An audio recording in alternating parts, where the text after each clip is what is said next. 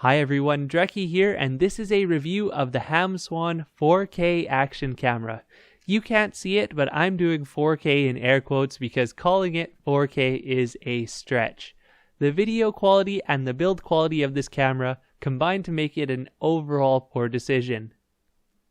The Hamswan camera, from a brand name that quite literally means pork bird, is a camera based on the 2 megapixel GC2023 sensor and the Allwinner V3s, meaning its maximum true resolution is 1080p at 30 frames per second. It does, however, have a menu option that says 4K, although the amount of detail in the output video is very low. The camera body itself is subpar, manufactured with a cheap plastic and a hollow feeling. The buttons all click, and the waterproof case does latch closed, so it's got that going for it. The camera includes accessories of average quality, and in this case it's sort of an at least they included it type thing. The menus and user interface are fairly typical of any Allwinner camera. This is a good thing because the menus are easy to navigate, but the camera only has basic settings. So let's start with the video quality, and this is where the problems begin.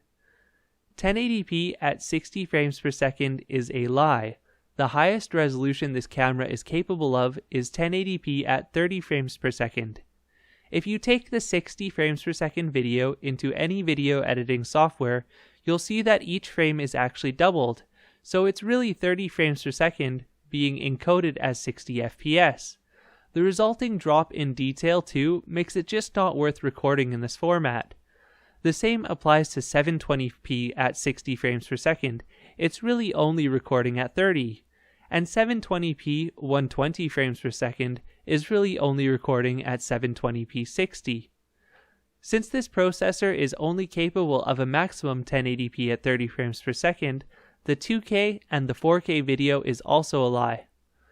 The 4K video is very jaggedy and not smooth. There is a complete lack of any detail whatsoever when compared to real 4K, and the only thing it looks good on is a cell phone screen.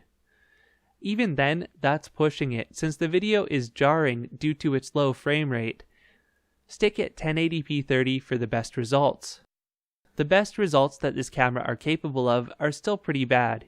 Even in 1080p at 30 frames per second, there's very little overall detail, especially when things in the frame start to move. An action camera is meant for motion, so when movement causes things like blocking and artifacting and things to go blurry, that is not a good sign. Moreover, the audio quality from this camera is also pretty awful. Here's a sample of the audio quality.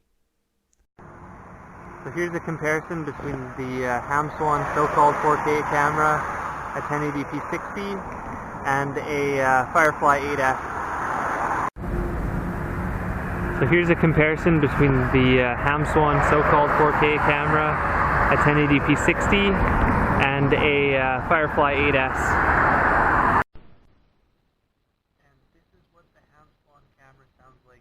Of the waterproof case. Hopefully you can hear me talking. If not, well, then this was just a waste of time. Still photos from this camera are also a joke. They say that they're 16 megapixels or something ridiculous. I can't remember off the top of my head, but in reality they're actually 2 megapixels that have been upsized to 16. It's that whole CSI zoom and enhance thing. It doesn't actually exist. A couple of days ago, I did an unboxing of a camera called the Furibee, and side by side, the Furibee does a better job overall, because its 60 frames per second mode is real 60 FPS, and it has more detail. Sure, you don't get the accessories with the Furibee, but when the camera is less than half the price of the Hamswan camera, really, something is wrong here. This is a cheap, trash camera being sold at a massive markup. My best advice would be to look elsewhere. The funny thing was, I don't usually review cameras like this because I know they're just going to be a shit show.